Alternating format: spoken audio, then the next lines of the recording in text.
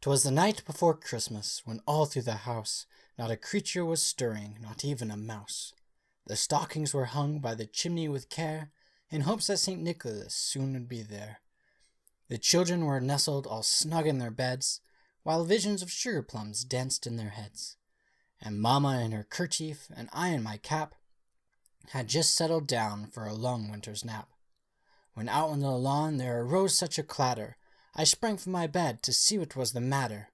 Away to the window I flew like a flash, tore open the shutters and threw up the sash. The moon on the breast of the new-fallen snow gave a lustre of midday to objects below, when what to my wondering eyes did appear but a miniature sleigh and 8 tiny reindeer. With a little old driver so lively and quick, I knew in a moment he must be Saint Nick. More rapid than eagles his coursers they came, and he whistled and shouted and called them by name. Now Dasher, now Dancer, now Prancer and Vixen, on Comet, on Cupid, on Donder and Blitzen, to the top of the porch, to the top of the wall, now dash away, dash away, dash away all. As leaves that before the wild hurricane fly, when they met with an obstacle, mount to the sky, so up to the housetops the coursers they flew, with a sleigh full of toys, and St. Nicholas too. And then, in a twinkling, I heard on the roof the prancing and pawing of each little hoof.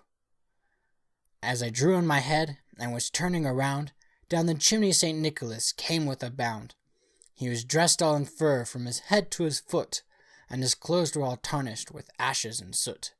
A bundle of toys he had flung on his back, and he looked like a peddler just opening his pack.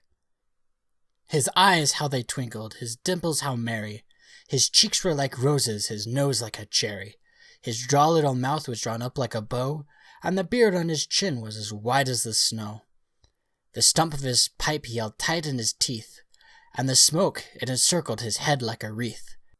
He had a broad face, and a little round belly, that shook when he laughed like a bowl full of jelly. He was a chubby and plump, a right jolly old elf, and I laughed when I saw him in spite of myself. A wink of his eye and a twist of his head soon gave me to know I had nothing to dread.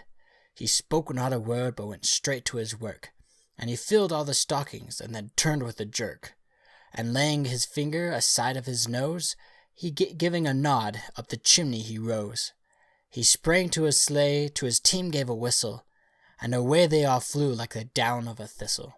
But I heard him exclaim, as he drove out of sight, Happy Christmas to all, and to all a good night.